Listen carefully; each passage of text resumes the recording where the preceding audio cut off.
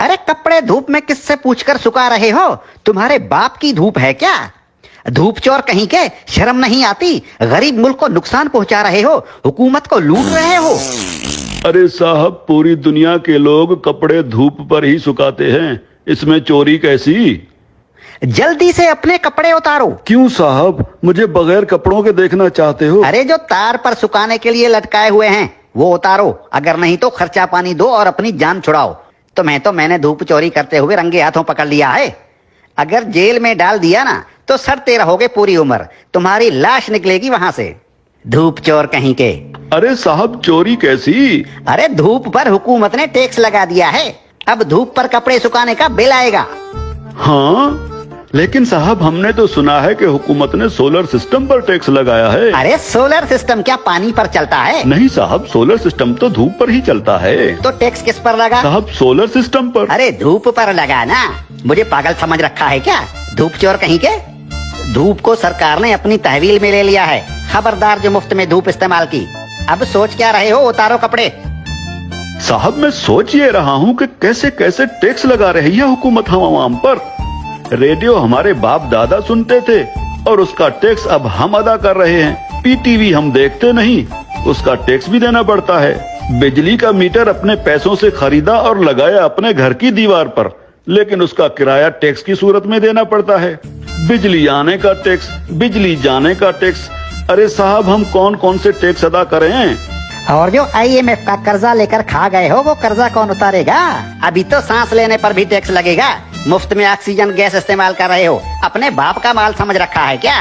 तुम लोगों पर तो ऑक्सीजन गैस की चोरी का केस भी बन सकता है, सीधे जेल के अंदर जाओगे। अरे साहब, ये क्या बात हुई? जुबान लड़ाते हो कानून से। अरे कानून साहब, लेकिन कल को अगर हुकूमत कहेगी कि आसमान पर बादल आ गए हैं उसका टैक्स दो, बारिश हो रही है उसका टैक्स दो, तो हम अब क्या बादलों और बारिशों का टैक्स भी तो देंगे? बादल और बारिश तुम्हारे बाप के हैं क्या? अगर बादल इस मुल्क के ऊपर आए तो वो भी इस हुकूमत की मिल्कियत हुई ना, आवाम को उसका टैक्स देना पड़ेगा। और अगर बारिश हुई तो बारिश का टैक्स भी देना पड़ेगा।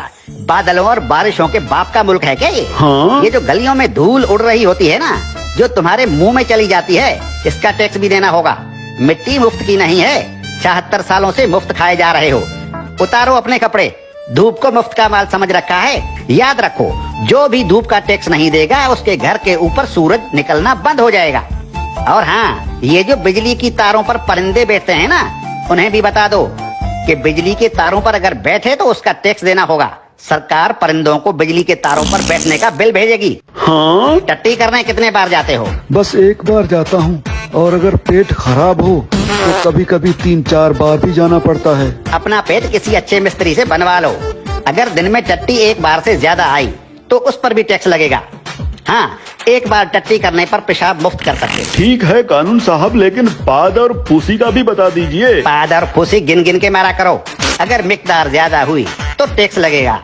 धूप चोर कहीं के, तुम जैसे लोगों ने मुल्क को लूट लूट कर भिखारी बना दिया है।